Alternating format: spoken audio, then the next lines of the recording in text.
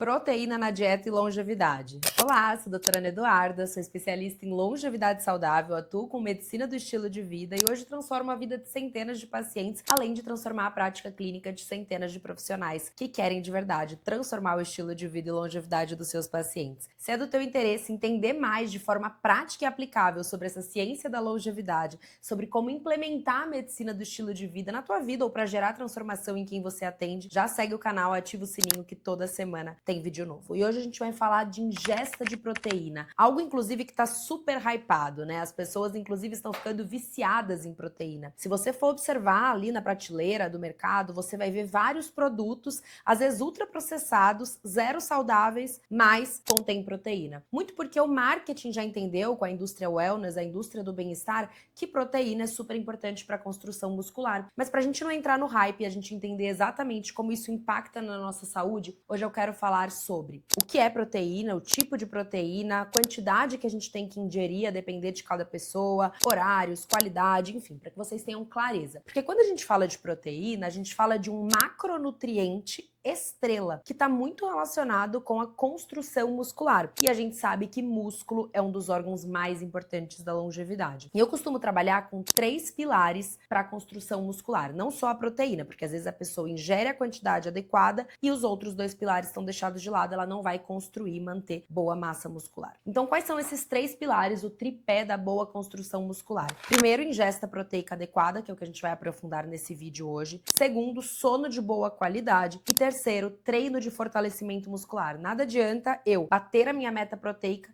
se eu não faço microlesões musculares com o treino de fortalecimento muscular para depois regenerar e aumentar esse músculo pelo princípio da hipertrofia muscular. E também é durante o sono, especialmente o sono profundo, N3, que a gente vai ter ali liberação de alguns hormônios, hormônio de crescimento, testosterona, onde a gente vai fazer o reparo e regeneração muscular. Então anota esse tripé, que ele é super importante. E como eu falei, músculo é o órgão da longevidade, ele é super importante para independência e autonomia, o músculo que faz a gente levantar da cadeira, se limpar, tomar banho sozinho, carregar as nossas compras com 70, 80 anos. E a gente sabe que a nossa massa muscular, ela começa a cair a partir dos 30 anos de idade, se acelera após os 40, especialmente em mulheres no climatério, na menopausa. E se a gente não fizer nada ativamente para manter e construir massa muscular, a gente perde de forma muito acelerada. Além da questão da independência, da autonomia, a massa muscular, como eu falei, o músculo sendo um órgão da longevidade, ele é super importante para a gente estabilizar, por exemplo, os níveis de glicose. Então, muita gente tem hiperglicemia nos exames, pré-diabetes, diabetes, mas músculo de boa qualidade ajuda na sensibilidade à insulina, que é o hormônio que pega a glicose do sangue e coloca para dentro da célula. Então, a gente melhora essa sensibilidade, diminui a resistência insulínica, melhora os nossos picos glicêmicos, e a gente sabe que glicemia alterada também faz mal para o processo de quem quer viver mais e melhor. Outra coisa também está relacionada ao processo de emagrecimento. Muita gente acha que ficar sem comer ou fazer só exercício aeróbico vai fazer com que a pessoa perca peso, mas ter uma musculatura forte faz inclusive o metabolismo trabalhar de forma mais inteligente. A gente sabe que após um treino de fortalecimento muscular,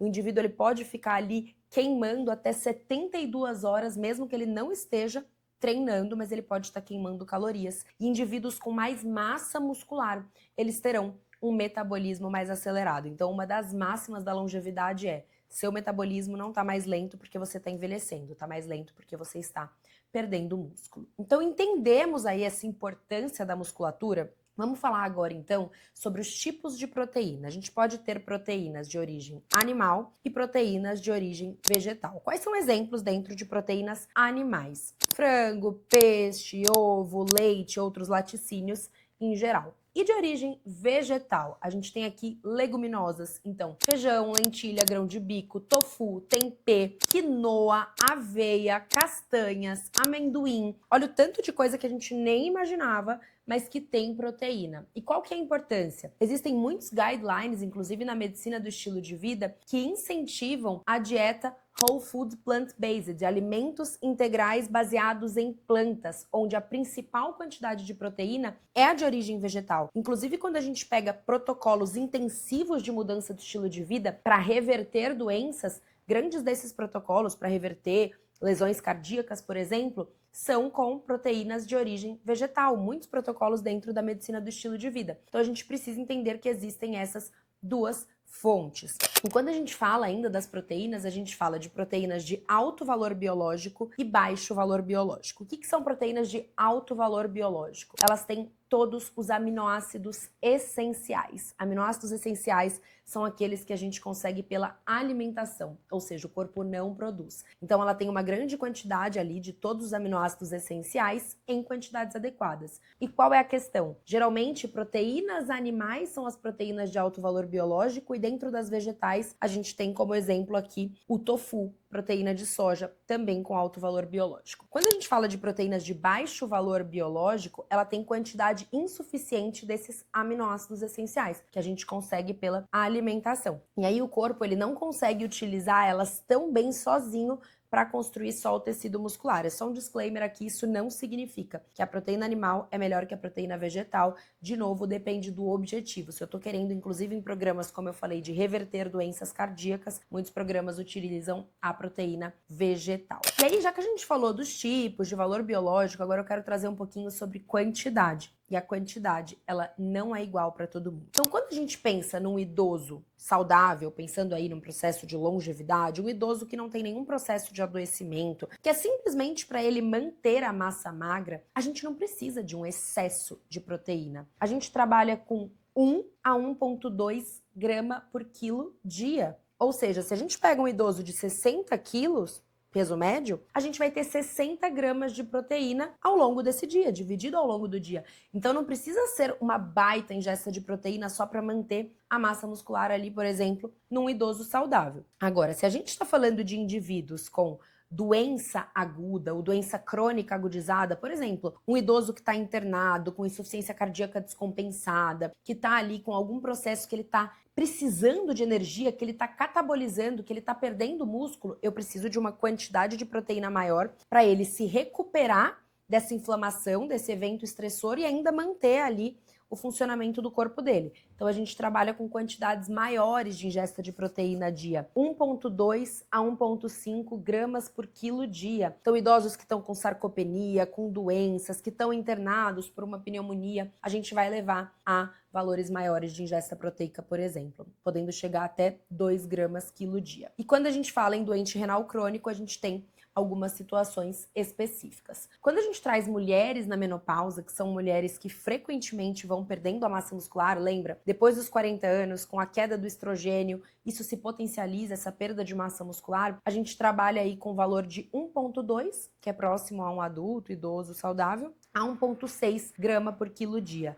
Isso pensando apenas em saúde, longevidade, mas quando a gente fala de hipertrofia, aumento expressivo de massa muscular, inclusive para performance, para questão estética, a gente trabalha com doses maiores, até 2 gramas quilo dia. E aí a gente precisa pensar, quando a gente está prescrevendo para um paciente, inclusive, que a gente não vai olhar e falar, você precisa de 1,2 grama por quilo dia. Você precisa especificar o quanto é isso. E só para vocês terem uma ideia, dentro das principais fontes que a gente conhece, um ovo tem em média 6 gramas de proteína ali na clara. Então as mulheres 40 mais que estão comendo 2 ovos ao dia pela manhã, achando que estão arrasando, na verdade estão comendo 12 gramas de proteína. Agora, quando a gente pega ali um bifinho, seja de frango, de peixe, de carne, de uma palma de mão, em média 100 gramas, a gente está trabalhando com 25 a 30 gramas de proteína, aí já fica mais interessante. Se a gente suplementa com uma porção de whey protein, a gente já está trazendo em média 20 gramas de proteína. Então a gente precisa ter uma noção de quanto tem nos principais alimentos, inclusive para esse cálculo. Então se eu quero 1,2 gramas quilo num paciente de 60 quilos, vamos pensar essa mulher de 60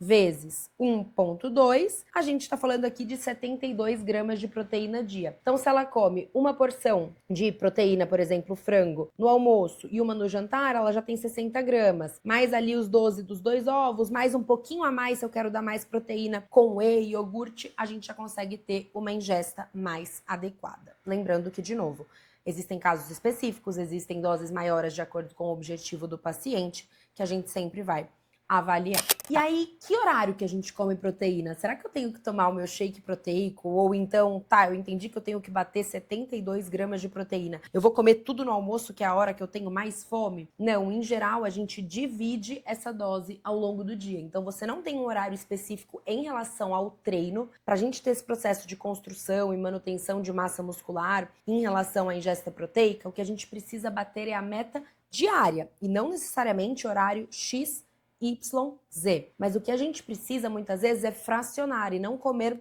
tudo no mesmo horário e depois ficar sem ingesta proteica, porque a gente tem ali uma quantidade de absorção limite. Então, se a gente sobrecarrega com toda aquela refeição, muito não vai ser absorvido para a formação muscular. Então, o ideal é, ao longo do dia, o montante ao longo do dia, não só em uma refeição, e de forma fracionada, sempre respeitando dentro da alimentação os princípios da cronobiologia que eu falei, inclusive, em outro vídeo aqui no canal já, de ciclo circadiano. Então, encaminhe esse vídeo para quem precisa saber sobre tipos de proteína, qualidade de proteína, quantidade de proteína, quando ingerir, porque, de novo, músculo é órgão da longevidade e proteína é um dos fatores mais importantes para que a gente construa. Já se inscreve no canal se você não tá.